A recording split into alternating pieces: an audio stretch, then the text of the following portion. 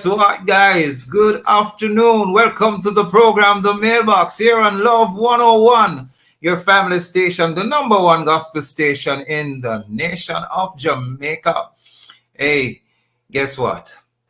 Big up to Miss Lou. Today is her birthday. Has anyone seen the Google feature page? It has Miss Lou on it.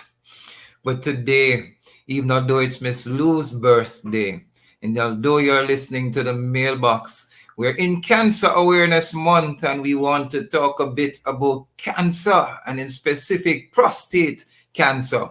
This is the program who it is designed for men, hosted by men, and our guests are men. Today, September 7, 2022, Wednesday. And guess what?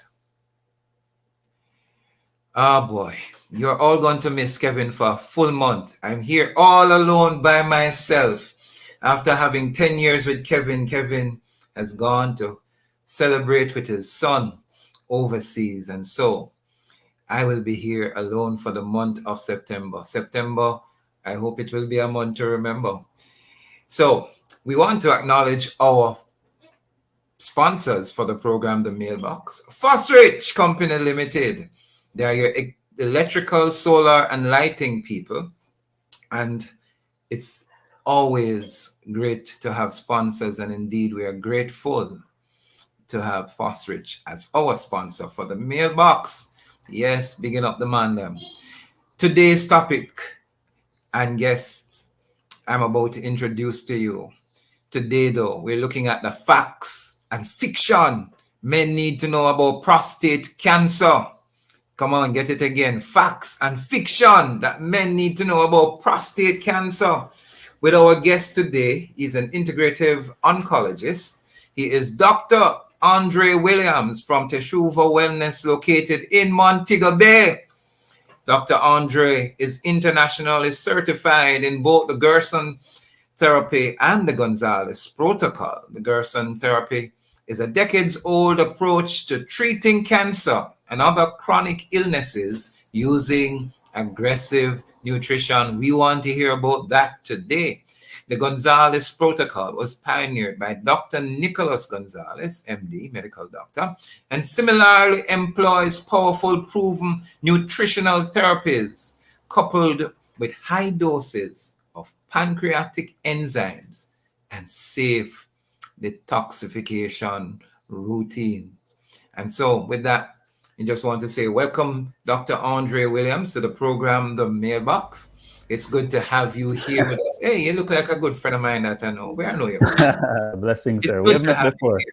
How are you, sir?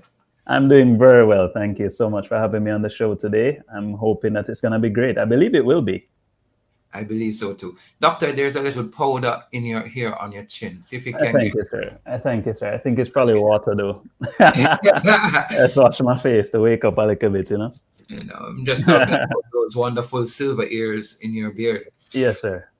It's good to have you with us, and we really want to hear all about what it is, the Gerson therapy and the Gonzalez protocol. What is this nutrition, aggressive nutrition? Yeah. Being a male of the age of 56 myself, I'd like to really hear what is happening and what Indeed. are the facts and the fiction that's happening here. So it's good to have you, and we're certain that it will be a great program. Yes, So sir. we want to invite all those who are listening. Ladies, if you are listening, please get your husbands on, your spouses on, your uncles, your cousins, your nephews, all men. This is for you, and we need to have you here with us today. We want to invite you to also know that those who are listening by ear, that we are live on social media. Yes, Facebook and YouTube. And the handle is at Love 101 FM Jamaica. That's at Love 101 FM Jamaica. Men, you can give us a call. Please remember, today's program is directly directed at our men. And we want to know as much as we can. You can give us a call. Man and man, ladies, give the men the number at 876-968-8327 or 876-968-8327. 2828. Those are the numbers to call. Questions, anything you want to put to Dr. Andre today. He's our integrative oncologist. I want to know what that is as well. And so, ladies, you can comment via Facebook or YouTube or our WhatsApp line at 876-997-3125. We also want to take the time out to big up all those CAPE and CSEC persons, all those doing CXC examinations. Congratulations. Well done. We want to big up especially the men. We want to especially big up, well, I'm going to especially big up a young man now. His name is Jaden Hibbert. He attends Kingston College. Well, after I attended, he's now going to the College of Arkansas. And he is the national under 20 triple jump record holder. 17.27. If he had actually did with the adults, he would have been placed third at Oregon.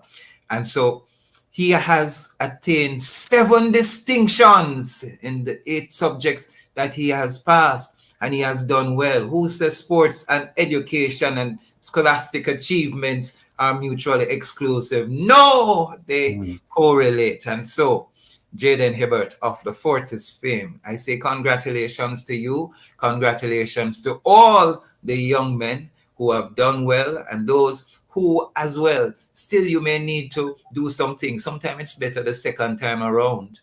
And if you have to do it over, just push with all that you have to ensure that you get the desired results that you want.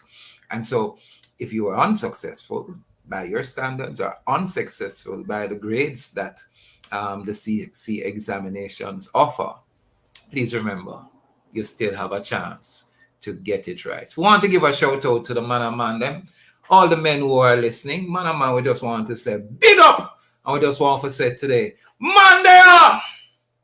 And you know that's the slogan for our shout out, Monday up. And we have a big man in the house, and his name is Dr. Andre Williams. Young man. Yeah, I never get to do a shout out, sir. Oh, go well, let's go. You shout out after 3, 2, 3. Monday. Here we go. Forgive me, sir. Indeed, a big man there, and he's ready to tackle some of the questions that we have today, if not all of them. We're hoping we can get through as much as we can to be educated on this topic as best as possible. Yes, sir. So, doctor, how are you? Your title, or what we hear you're doing, it's integrative oncologist. Yeah. Tell us what that means. Yeah, man. So what happened was I went to medical school right here in Jamaica. I did my undergraduate studies at the University of the West Indies, Mona, and then went on to do a specialization in what we call hematology and oncology, which is blood and cancer. So I did postgraduate work in that, and graduated in 2012, and essentially took up a post as one of the head doctors at Cornell Regional Hospital, treating mainly cancer and blood illnesses. And my experience from there was strange, because I realized most of the people this side of the island, they're not interested in the chemotherapy and the radiotherapy and them something there. So it was a little frustrating at first trying to convince them. So having gained all of this academic expertise, you hit the ground and you realize that on the ground, people are very suspicious of these things. And so from that, I started to pay my own way to go and do training overseas, some of which you've alluded to earlier. And the more I studied overseas, the more I realized, hey, wait a sec, there's actually some other things that can be done for cancer. And because I'm a Christian myself, I really believe that God has released the wisdom out there. So it's just a matter of searching for it. Ultimately, I actually got an award, an international award, for the work I was doing here, having brought back those techniques to Jamaica. Congratulations. And yeah, the rest is history. So integrative basically means I'm pulling the best of both worlds. The so-called herbal or alternative world. People use various phrases. Yes, they do. I'm taking the best of that world and mixing it, or choosing between, or combining in some cases, the best of the conventional world and what we call the nutritional and naturopathic approach. So you get integrative from that. Beautiful. Was this something that you wanted to do all along, or is this something that you just got interested in? You spoke a bit about frustration. Was this something Yeah. you wanted to do? So I've always been a very curious person, and problem solving is one of the things that I actually enjoy. So you can just imagine the frustration plus curiosity combined, a lot of prayer, a lot of asking God, can I really continue just offering people things that they don't want over and over every day? And eventually God opened the door for me to see what else was out there. And the rest, as they say, is history. I actually enjoy my work now. And the success that I'm seeing with patients when they come in and they realize their options. There's no greater feeling than being able to say to somebody, we have different things we can try for you. You're not stuck with just one option. And I just enjoy it, to be honest. Beautiful. We want to talk a bit about some of those cancers a little on, even though we specifically want to pinpoint Prostate. Yes, sir. Men do have thyroid cancer, breast cancer, and other cancers as well, pancreatic cancers. But indeed, the focus today is going to be on the prostate. In Jamaica, it is said that our men seem to exhibit homophobic characteristics, and so something as the DRE, the digital rectal examination, as opposed to the PSA. We want to talk a bit about those today as well. Do you think our men are really concerned enough about their health, and in particular the issue of prostate? I think the answer to that, I'm going to give a very controversial answer. I think having been exposed, because I see patients across the world, having done all of this training, I see patients, you name the continent, I have a patient there I'm following up.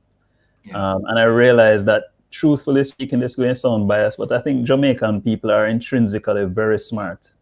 They have a lot of common sense. And one of the greatest barriers I find to health-seeking behavior, particularly in our men, is that if as men we don't feel like there is a solution to the problem, then we're not going to try and find out if we have the problem.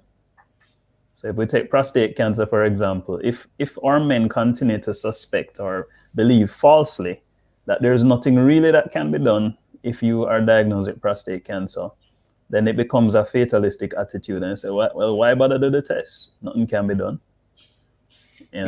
I'm already loving your approach. I'm already loving your approach. You're good for us, men. We have always been questioned that we wait until we are chronically ill before we decide to do anything about it. Yet we're spoken of as babies. Smallest amount of pain and we cry. Is that really true, or is it the converse, where we wait until things have become so bad where we can bear the pain no more that we decide to seek help? Yeah, I mean, I still maintain that if presented with a viable solution, I actually just had a call from one of my patients who went overseas, and they were presenting him with a situation where he had to do a prostate biopsy. And he said, boy, doc, I'm 81 years old. If I do this biopsy and it shows that it is cancer indeed, then does it make any sense? Because I'm not doing no surgery at this age. And that's a reasonable position to take at age 81. But when you look at prostate cancer, in which the recommendation is that screening begins at 40, and we have many gentlemen, developing the cancer at age 50, or what we call the 6th decade of life, then it's only reasonable to start presenting solutions. And I think that may be where we have fallen down as healthcare practitioners. We have recommended screening, and that's perfectly appropriate. But maybe we have not emphasized as much that there are solutions out there as well. And with that, we're going to be looking more on the solutions after we have been hearing more about all that has been happening. But right now, we're going to take a break. We're going to throw this back to the studio, and we come right back after this break. You're listening to the program, The Mailbox on Love 101, the family station. Be right back with you.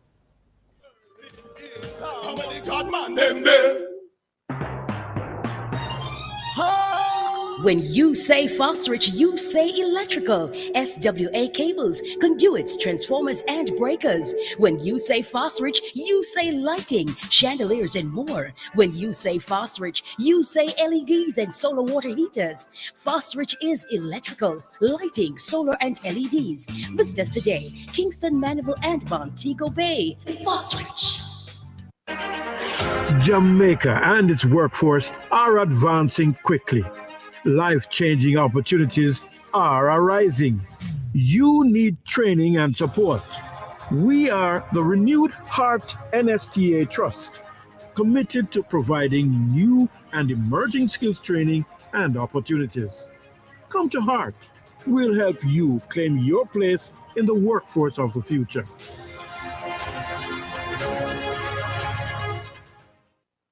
When you say phosphorus, you say electrical. SWA cables, conduits, transformers, and breakers. When you say phosphorus, you say lighting, chandeliers, and more. When you say phosphorus, you say LEDs and solar water heaters. Phosphorus is electrical, lighting, solar, and LEDs. Visit us today, Kingston, Mandeville, and Montego Bay. Phosphorus.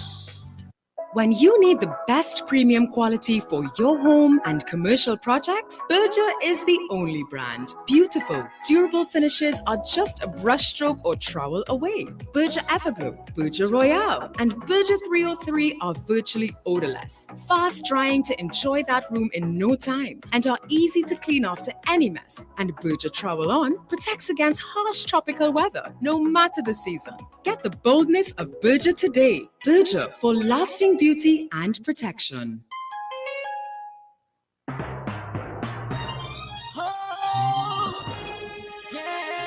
Yes, in the Lord we trust. Serve him is a must. You're listening to the program, The Mailbox, and you may be viewing us also by YouTube and Facebook. My name is Courtney Morrison. I'm here all alone for the month of September. Kevin is off on a break, attending to celebratory matters in terms of family and celebrating his son's success, and he has to be away. Excellent. His son, Samuel Bailey, a Rhodes Scholar. Awesome. Can you imagine how proud Kevin and Muriel must be? Congratulations, guys. But today we're speaking with our guest, Dr. Andre Williams. He's internationally certified in both the Gerson therapy and the Gonzalez protocol. He has his practice Teshuva Wellness, which is located right here in Jamaica, Montego Bay. It's an honor to have him here with us because he has a patient in every nation he has made us known. And that is awesome. He expressed frustration, firstly, because Jamaican men seem to be smarter than most men. They don't want to know what is happening necessarily, or they already have a solution. So he found a solution. He became an integrative oncologist, which has to deal with aggressive nutrition, the alternative to the medical side or medicines that are offered otherwise on the pharmaceutical lineup. And so he's here with us today. And we're talking about prostate cancer in specific, as we mentioned. Men suffer from other cancers. Many don't know men suffer from breast cancer. Yes, sir. Thyroid cancer, and many other pancreatic cancers and stuff. Bob Marley actually died from cancer beginning in his toe. And so that was a very aggressive cancer. But today, we're specifically in this month of September, which is Cancer Awareness Month, looking at prostate cancer. He's here to tell us about the facts and the fiction that have been associated with prostate cancer. I remember once doing an article myself on the DRE, being DREAD. And there were serious backlashes, yet there were good commendations on the article itself. What is prostate cancer, Dr. Andre Williams? What is that about, and how can we be helped? Boy. So first of all, we have to talk about, I'm going to always take it from a Christian point of view. So I guess this station is right for me. And I believe that we're fearfully and wonderfully made. And no matter how much we come up with phones like Android and all these other things that they're doing to approximate the machine that is a human body, we really can't replicate the masterful work that God has done in creating every single one of us. And one of the things that that means is that we are built to be able to regulate our own bodies. So every organ in the body is constantly being regulated. And whilst you may not be aware of it, if I said to you right now, Courtney boy, you need to get out of the studio now because fire outside, you might end up outside in the parking lot and you don't even know how you get out. You understand? So reactions like those are indicative of the fact that we feel we're in full control of the body, but the body in truth is constantly adjusting for our environment. You turn on the AC, your body temperature adjusts. You step out in the sun, you start to sweat. None of those things are based on your own intervention. They're automatic. So similarly, when there is a challenge to the body that it's unable to adjust for, then you start to run into a realm that we call dis-ease, or disease as we call it.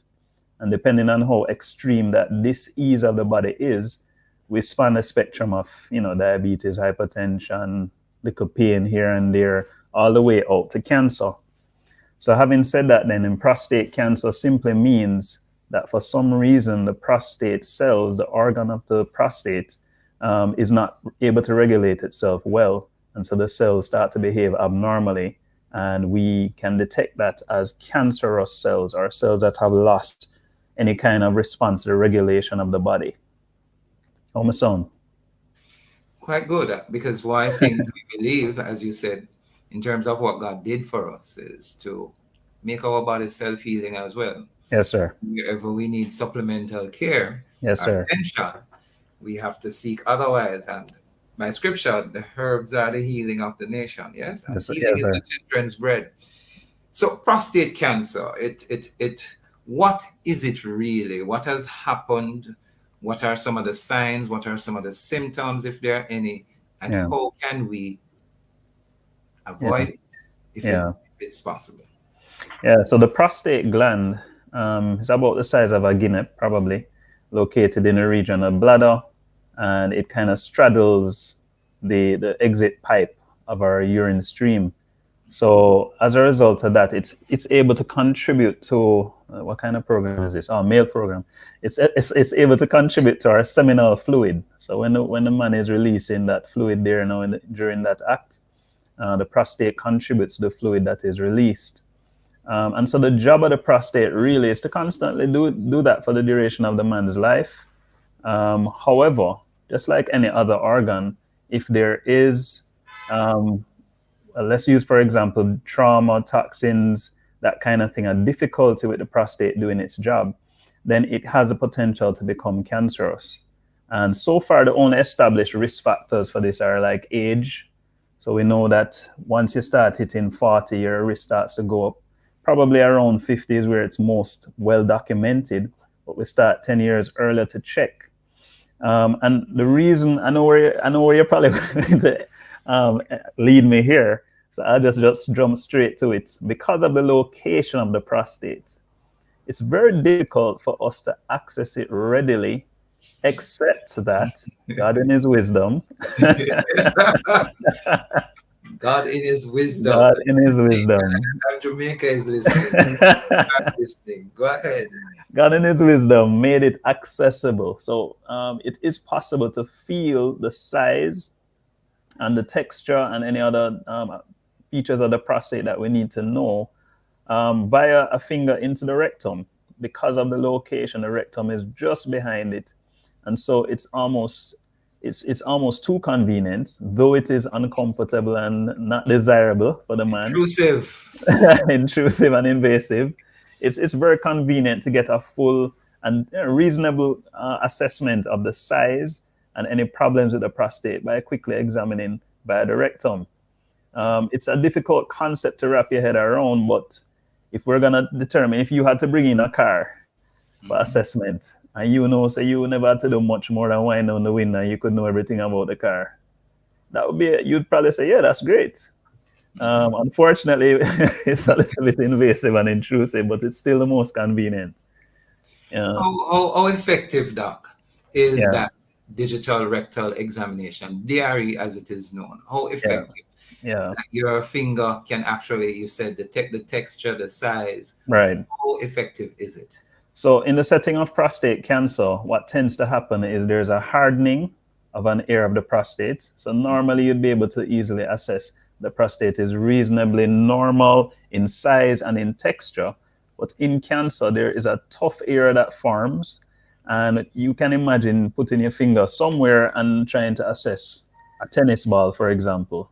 And you realize the tennis ball has a tough area. You say, hold on, but this don't feel like a tennis ball. Similarly, you can use your finger to say, well, this feels too tough. Something is going on wrong here in the prostate. This needs further attention.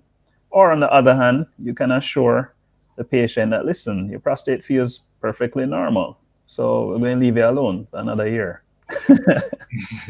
What's the other alternative to a digital rectal examination? Is that the only way you can detect? Is there any alternative?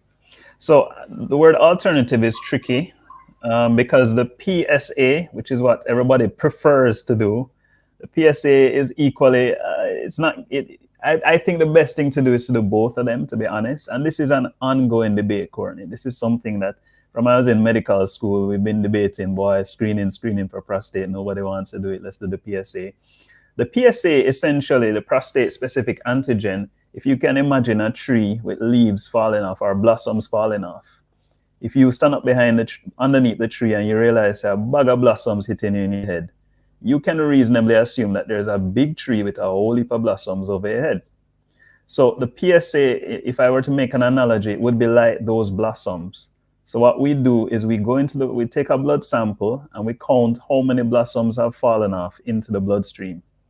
And if we realize a whole heap of PSA particles or blossoms are floating around, we say, wait, no man, this prostate probably is big. And depending on how high it is, we could even assume that it may actually have become cancerous. So the information that you're getting from a PSA is useful because you know how much blossom is supposed to be on the tree. So if you're seeing more than that, you can assume the tree getting too big. But however, you're not getting as precise information or the same kind of information as you are by examining by the rectum and saying, I actually feel that this tree is too big and there's a tough area in it. I hope I never lost anybody there. I think you did a fantastic job. Thank you, sir. And I'm hoping for us men that it would have been a more pleasant relation based on what you just told us. Encourage yes, sir. a testing. So you would recommend both. At least the PSA would be able to give you some indication as to what may be happening. But you're saying that the digital rectal examination, the DRE, is more specific than the PSA, the prostate specific antigen. Yes, sir. Aye. So we're in class here today learning much more about it. We want to talk a bit about the facts and the fiction, but we also want to talk about treatment. Just before we go for this break, tell us 2 fictions, if possible, that we hear about when we're talking about prostate cancer. Yeah, the number one fiction is that people associate the prostate with stoppage of water, old-time stoppage of water, where men had difficulty passing their urine. And that is not the same as what happens in prostate cancer. It's very rare for prostate cancer to cause that symptom. And so what happens, a lot of men say, well, may I pass my urine all right, man. There's no way I can have prostate cancer. When the truth is that the area of the prostate where the cancer normally forms is nowhere near where the urine needs to pass through. And so many men are actually asymptomatic or they have no symptoms whatsoever. They go to their doctor for their screening and they're found to have a tough area, do a biopsy, and actually the cancer is found to be present. And they say, well, how can this be? I never have no problem.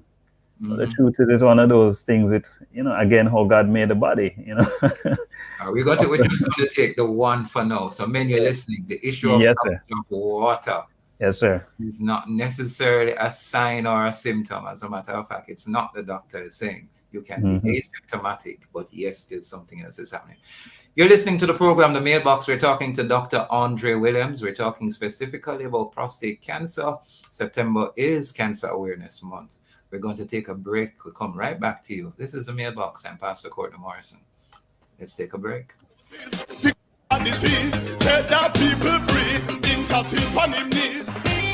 When you say phosphorus, you say electrical. SWA cables, conduits, transformers, and breakers. When you say phosphorus, you say lighting, chandeliers, and more. When you say phosphorus, you say LEDs and solar water heaters. Phosphorus is electrical, lighting, solar, and LEDs.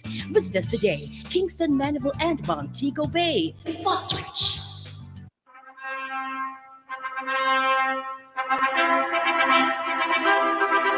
This Thursday, September 8 at 5:30 p.m., join host Colleen Beckles and co-host Pastor Napoleon Black inside To Have and To Hold for a rebroadcast feature of the benefits of a praying spouse. They will highlight the characters and habits of a praying spouse, what a praying spouse isn't, as well as the benefits of praying for your husband or wife. That's a rebroadcast of To Have and To Hold this Thursday, September 8 at 5:30 p.m., right here on the family station, Love 101. Grace, celebrating 100 years of taste that moves you. The time by Grace Foods is 6 p.m. right here on Love 101 FM. 1 minute past 6. My apologies. Here in the evening. You're on the program, The Mailbox. You're listening to Pastor Courtney Morrissey here. I'm alone. No Kevin with me. Not for the month of September. Somebody wipe my tears. We're talking to Dr. Andre Williams, integrative oncologist. He has his practice in Montego Bay, and he's here telling us more that we need to know about this dreaded prostate cancer. We spoke to one fictional point, that is the one of stoppage of water, and that it is not a sign. If you're unable to pass your urine easily, it is not necessarily a sign that you have or do not have. And neither if you're passing urine easily means that you're okay. Fiction number 2, Doc. I think if I had to choose, I'd say the next fiction is that there's nothing that can be done anyway, so why bother? In other words, prostate cancer is not a death sentence. Oh, certainly not. Certainly not. The truth is, as an oncologist, prostate cancer hardly ever makes it to my desk or to my office, because when the patient goes to see the what we call urologists, the doctors that deal with prostate cancer, there's so many options available at that point that most of the men continue to live their lives pretty normally. And so I usually joke and say, if we were to go and go to Dovecut, and not that we'd ever do this, but go to Dovecut and check all of the males who had passed away already, we'd be surprised just how many of them died without ever really knowing that they had prostate cancer. And so it's actually quite common. Unfortunately, because it's that common, then it increases the amount of deaths due to prostate cancer, which is why screening becomes so important, because if we can detect it early, then the treatment is actually pretty easy most of the time. It's very few cases that end up with me. So therefore, one of the fiction is also what is factual. Prostate cancer is not a death sentence, and that's both fact and fiction. So upon diagnosis, and you have found out that the patient is, whether in an early stage or middle or late stage, of having prostate cancer. Tell us a bit about the treatment, what treatment is given. Tell us a bit about that. Yeah, man. So I'm going to make a very controversial statement, which in the medical fraternity is accepted as normal, but I don't think the public is aware of this, which is that quite a few gentlemen with prostate cancer are placed into a program that we call active surveillance. Active surveillance means that the disease has been detected, but it's not serious enough for us to really start doing anything anything invasive about it. And so a lot of these men are just monitored. So if there's what we call low-risk disease, either low-risk or very low-risk prostate cancer, what we do is we don't want to over-treat these men. So we've actually found that just watching them and monitoring with the PSA is perfectly fine. And if the PSA makes a sudden rise, then we move on to more active intervention. But again, the men have been so afraid of the other options that they say, I'm not going to find out. and yet still most of them are not really, they don't require any major treatment. I just want to remind, thanks, Dr. Andre. Hmm. I just want to remind those who are listening or those who are viewing that you can call us if you have question, men. The number is 876-968-8327 or 876-968-8328. That's 876-968-8327 or 8. Or WhatsApp number is 876-997-3125. Remember, if you also send in voice notes, please try to limit it to 30 seconds. So you said men are afraid after finding out or they don't want the other alternative. You're monitoring them, and I'm happy you said to what that monitoring is, which is their PSA levels. Correct. What's the other thing and other step that our men may be fearful of? Yeah. So the other one is surgery, which is surgical removal of the prostate. And of course, no Jamaican man wants to do surgery unless it's because of trauma of some sort of violent crime or something. At that time, it's life-saving. But most Jamaican men are unwilling to voluntarily go under the knife unless it's absolutely necessary. With the prostate, though, when the disease is confined to the prostate, which most of the time, again, it is, removal of the prostate would obviously solve the problem, because if there is no prostate, then the prostate cancer goes along with it, doesn't it? That sounds good. We have a caller online, Doc. Sure. Want to take this caller to hear what he has to offer, the questions he may have or he may have. It's for men to call in. Good afternoon, caller. Welcome to the mailbox. Good afternoon. Very interesting program. Yes. I am listening, and on the topic of treatment, I have a friend who is presently experiencing prostate cancer, and he's taking a product made from a derivative of ganja. And there are a lot of people who believe that this product is a very useful and a very helpful one. What kind of comments can you make on the use of this kind of product? Yeah, so go ahead. Should I go ahead, Sir Courtney? I was just about to say to the caller, is that your only question? Because we have another caller online. That's the only one for now. All right. You may go ahead and listen to the response, please. Okay, good. Thanks much. Thank you very much, caller. So, derivative of ganja. Yeah. Is it recommended? We have a second caller. Can we hear what he has to say? Just Sure. I remember the question. That's fine. Sure. Caller, good afternoon. Welcome to the mailbox. Good afternoon, and good afternoon to Doc. Yes, sir. I'm listening to the mailbox, but I'm saying on this prostate cancer, how would we determine or understand that we have those things? How could we? All right. So we want to answer your question as well. So we're going to suggest, if you have no other question, he's going to answer two questions, one from a previous caller and yours. Yeah. Is that fine? Caller? Yes. So yeah, take the first one first. Yeah, take the first question first. Yeah, so I mean that the first caller is making a very good point, because obviously, again, we go back to the original statement, which is that we're fearful and wonderfully made, and so the body was built to self-heal, as you correctly said, Courtney. We're built to repair ourselves and to constantly be regulating and adjusting.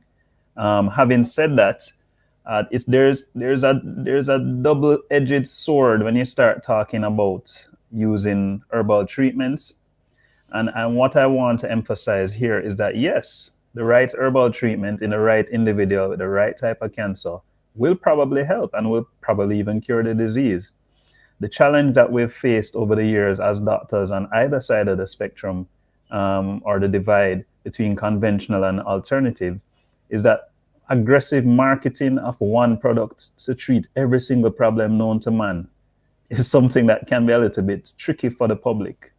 Right? If I come on this program and say, boy, no matter which cancer you have, no matter who you are, no matter what your history is, no matter what your exposure has been over the years, this one product is going to treat you and cure you. That's irresponsible, quite frankly speaking.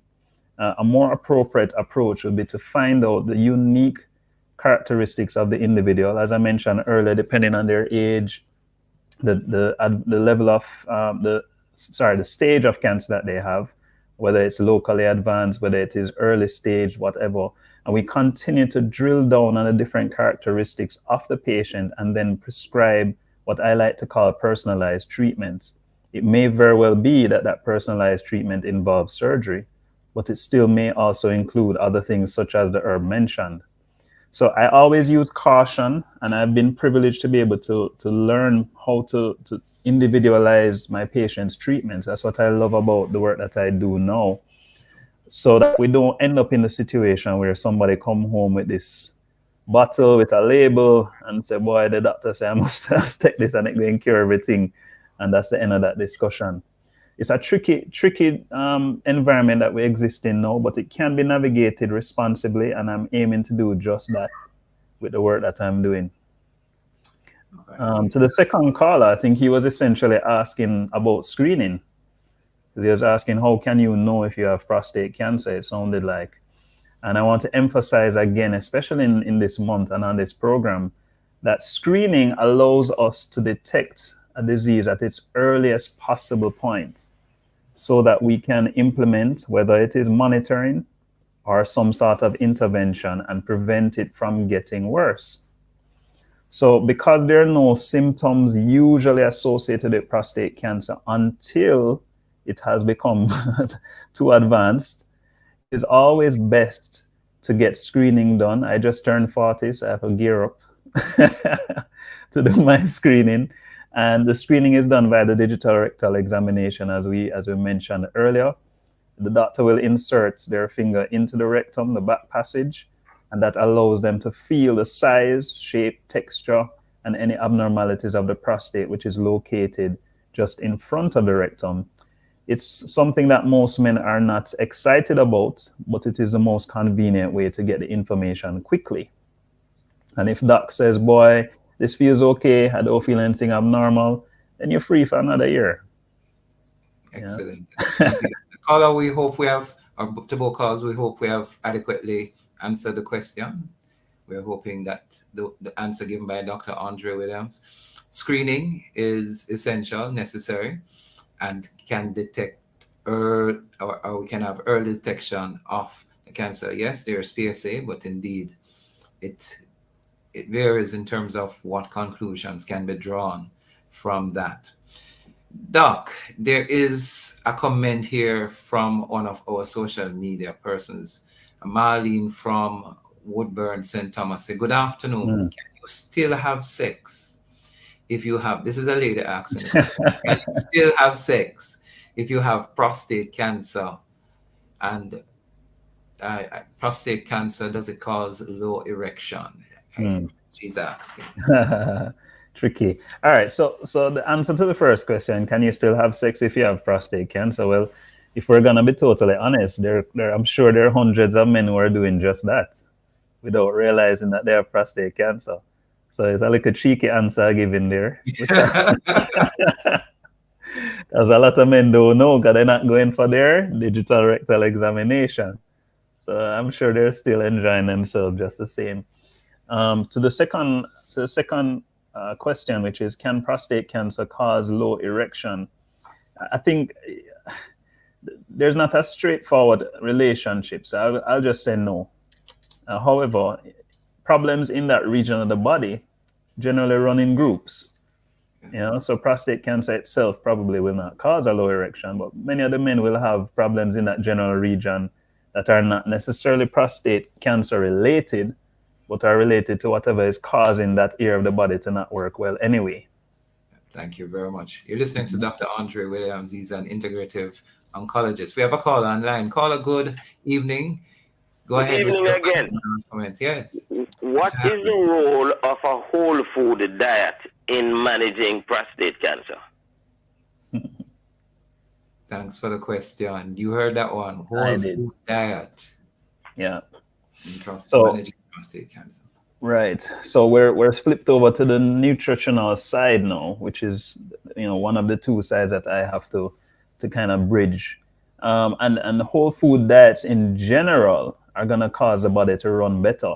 And if we go back to what we said earlier, the body is supposed to regulate itself. So given the right fuel, the right vitamins, minerals, and so on, which are obtained from a whole food diet, generally speaking, the body will run better.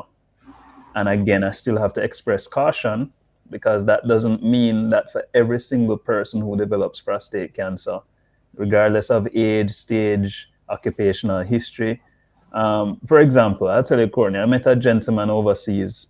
This man used to crawl into the petroleum vats when they were empty, and his job was to scrape out all of the sludge on the inside. He wore no mask, no protective gear. And he did that for like 20, 25 years. And he reached out to me online and said he has prostate cancer, he needs some help. No, the reason why he developed prostate cancer would be clear to a baby. Doing that kind of work for so long, they're going to develop a disease of some kind. So we cannot arbitrarily just quickly say a whole food diet is a solution to prostate cancer, but it is a recommended approach to improving the health of the body in general. Beautiful.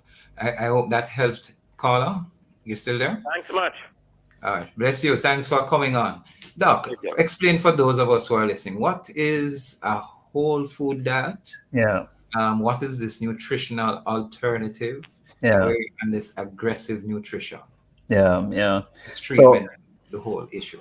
Yeah. So I think a lot of our problems as a human race started with the modernization of the food industry. I'll just say it cautiously like that. When our ancestors were around and they had to literally grow the food, they didn't have much methods of storing it. So they essentially were eating the food almost straight out of the ground.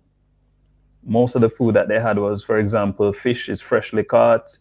If they're going to have meat, it's going to be a cow that they just slaughtered. When you read through the Bible, the Old Testament, Abraham slaughtered the calf and eat it same time when the angels come to meet with him, and Jesus came to meet with him. If they always have a fatted calf nearby, and they have to eat everything same time. So the food was meant to interact with the body in a helpful way. A lot of us think of food just as giving us energy, but there are elements of the food, especially in its most primitive and pure state, that are intended to actually help heal the body, as you mentioned earlier. And so as we've drifted as far as we have away from eating food in its most natural and unprocessed state, we have lost a lot of the benefits that the food is going to give us beyond just giving us energy. Not to mention the fact that the way how we grow our foods now is vastly different than it was decades or centuries ago. So even my mentors, Dr. Gonzalez and Dr. Gerson, Dr. Gerson has fundamentally pioneered a diet in the 1930s, thereabout, around about World War I or II, where he was able to use nutrition to treat most cancers. However, at that time, we could reasonably say that the food that he was recommending for people was pure and nice. Minimally processed, not stored for a long time on ice or even on the shelves, and not very tampered with. So convenience in this case has become a problem for us as humans. There's a convenience of being able to have food ready within 10 minutes, for example, versus having to sit down and slow cook our foods has become a problem because the body no longer has that built-in recovery mechanism for the many things that we're exposed to, cell phone radiation, all the different things that we're told are harmful to us nowadays. We've lost that connection that Adam and Eve would have had in the Garden of Eden, for example, but I'm not going to preach today, sir. So you are saying that essentially in modernizing our own lives, we have more than likely put ourselves at risk. Indeed. For a number of things. Indeed. Marlene from Woodhouse has a comment here, Doc. You're listening to Love 101, the family station. You're on the program The Mailbox. I'm Pastor Courtney Morrison. And today we're talking about prostate cancer. It's Cancer Awareness Month. And we are specifically pointing at this cancer. Marlene from Woodburn, St. Thomas is asking the question. As someone who's studying little nursing, I'm just asking the question, how helpful is garlic and aloe vera to prostate cancer? Yeah, so this is an excellent question. And it has to be answered cautiously again, because I'm sure garlic and aloe vera is helpful to prostate cancer, because garlic and aloe vera represent, I don't think garlic is a little bit processed. A lot of people don't know that, but aloe vera, most people grow in them garden and them just go cut a piece and blend up and thing. So because they represent pure foods and pure herbs and minimally processed, they're going to be beneficial to the body in general. But here's the danger again now. The danger is in oversimplifying this thing. To say, boy, once you drink garlic and aloe vera, blend up, prostate cancer gone. No matter what the reason is why it's there, no matter who it is, no matter how old, no matter what, all the different things that make us unique are going to be totally thrown out the window by just saying, yeah man, just blend up some garlic and aloe and you're good. Now, here's what happened now at the same time. Marlene may very well have an uncle or a grandfather who that's what he did. And he actually got better. And so no matter how much I said that to her, she may still maintain that it is helpful. But it may have been helpful for uncle and grandpa, but not necessarily, God forbid, for Courtney or Dr. Andre if we were in that position. So it has to be, we have to exercise wisdom and look at all the information available to us when recommending treatment for a patient. Is it that you're saying, sir, Dr. Andre Williams, that Yes. there's not necessarily any specific treatment for prostate cancer? It's dependent on the individual. So I would go further to say, make an even stronger statement. I don't believe that there is a specific treatment for any cancer. I think every person should be treated on the merit of what their story is. And we see it happening in prostate cancer as well, because that's why we have some men who are put on active surveillance. Nothing is actually done for them. Their PSA is monitored regularly because we realize that some of these gentlemen don't need to have treatment early in the game. And I still maintain that for all cancers, the person in front of you is who should be treated and not necessarily just the cancer. You're hearing it here on Love 101. Dr. Andre Williams, an integrative oncologist, telling us about prostate cancer and other cancers. Doc. Yes, sir. Are there any other facts and fictions that we may have not spoken of that you'd like to tell us about? You spoke to the stoppage of water. Mm-hmm. Is there any other thing that you'd like to mention that we can be aware of? Yeah, absolutely. So family history. So there was a time I went to medical school at a very interesting time, and a lot of these things were still kind of not known. And a lot of the studies that were being done in prostate cancer in particular were being done in Caucasian populations. And so the information that was being obtained from those studies at the time was thought to apply to all races and all types of people. But again, just as we've been emphasizing today, we're all unique. Some of us have similarities. I mean, Courtney and I share the same color skin. So probably the same ancestry. But nonetheless, we're still totally different. So it became apparent somewhere around 2000 and maybe 5, 6, around that time, I would say, that Black people had a different presentation of prostate cancer, a different risk of developing prostate cancer. And certainly, if a Black man has a family history of prostate cancer, then he ought to be even more diligent about doing his screening. So if you know, say you're a father, you're a man, and your father or your uncle or your grandfather developed prostate cancer, or even worse, if they've developed it at an early age, you need to be on the ball, man. Don't tell me no foolishness about how you don't want to do the digital rectal examination. Your girl, yeah.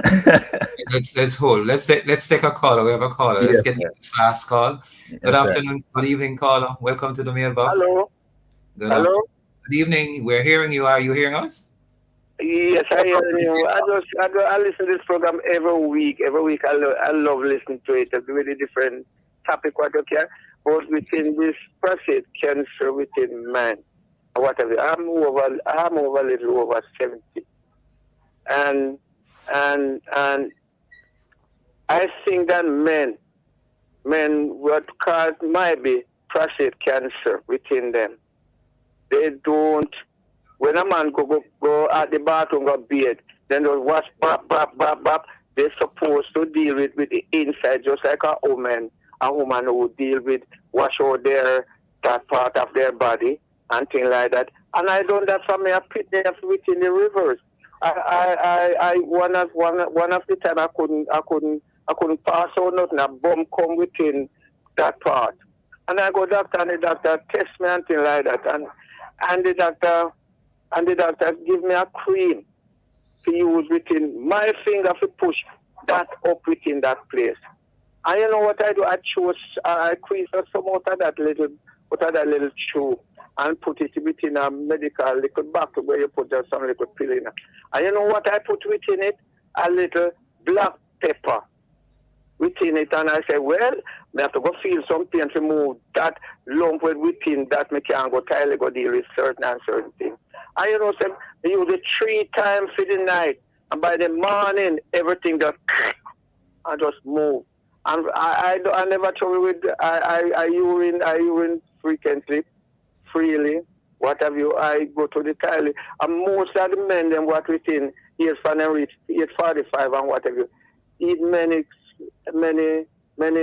fruits, porridge, those things, get those things, carrot juice and all those things. That thing can let out everything free. And they must watch that part run of them but go around there. So when they go bathroom every time, I believe in that. Thank you very much. I will listen to you and hear what you're gonna say to me within. Thanks very much. Okay, thank you very much. I love this program. Man, bless you. Appreciate you, caller. Thank you. Dr. Andre, you heard his comments. Are they? Is that? Yeah. So I didn't hear a specific question, but I want to commend that gentleman for being one of the men that I have to respect. He's health seeking. He found out that he had a problem and he immediately sought help and attention from a medical doctor. And he was not afraid to implement the recommendations that the doctor gave. He wasn't afraid of his own body. And so, as he said, he benefited from being diligent with his health, and it's certainly we can hear that he's alive. He said he's in his 70s, so it sounds like he's up and about. So he should be commended. Dr. Andre Williams, I find you very encouraging and empowering. We have some comments from our social media persons. May we have some of those comments now? We have from Wayne Campbell. He says, what is being done to increase the number of urologists in the public healthcare system? The health authorities need to look into this. Given this is where more men access their health care. Any comments on that statement? You know, I know most of the urologists in the island. I've never thought to myself that there was a shortage. We have another comment. So yeah, go ahead. Always enjoy listening. There's always a wealth of knowledge. Andrea Smith says, good evening to you and your guests. Informative program. Thanks. I'm seeing the woman commenting. I'm hoping. We have a gentleman. Janoy Douglas said, good evening, sir. The age that is normally given for men to be tested started from age 40. So does that mean age groups lower than 40 does not need to worry about doing a test or checkups regarding prostate cancer? You want me to go ahead or wait? No, wait, because we're out of time. Good evening. Wayne Campbell says, I think more medical options outside of surgery need to be presented to men regarding prostate issues, or public education campaigns are lacking in this regards. I agree with Wayne. So your final comments, both on what you have heard, and just to close, how important is it to do prostate cancer screening? What age, and how can one set up an appointment with you out there in Montego Bay? Yeah, man. Teshuva? Yes, sir. So I'll quickly go to prostate cancer. Age for screening generally is 40 years. And the reason for that is that below age 40, it's very rare to see a man develop prostate cancer. So why put somebody less than 40 through a convenient but yet inconvenient procedure of a digital rectal examination unnecessarily? The likelihood of finding prostate cancer in a gentleman less than 40 is so low. We have 30 seconds. To find me, Teshuva Wellness, TESHUVA, you type that in Google, you'll see us all over social media. You can book an appointment online if you need to see me. Telephone number is 787-8197, and we're in the most beautiful part of the country, Montego Bay, Jamaica, right across from Pier 1, right near the beach. So you can come and check us out when you're ready. I'm happy to help whoever comes. Blessing. Thank you, Dr. Andre Williams, for being here with us, integrative oncologist at Teshuva Wellness. We want to thank also our producer, Tony K. Bromfield, technical engineer, Tamoy Butler, for technical support. And indeed, it has been a great evening. Listeners, viewers, participants, indeed, it has been a great evening. And so we leave you with this quote: ignoring prostate cancer won't beat it. Let me read that quote again. Ignoring prostate cancer won't beat it. And that was said by Shuka Umana. This is a program designed for men with guests who are men, hosted by your truly, Courtney Morrison, for the month of September. Catch you next week, same place, same time. This was the program Mailbox, and it was sponsored by Fosrich Company, your electrical, solar, and lighting people, and brought to you by Love 101 FM, the family station. Next week, Monday. Bless you. Have a great evening. Oh.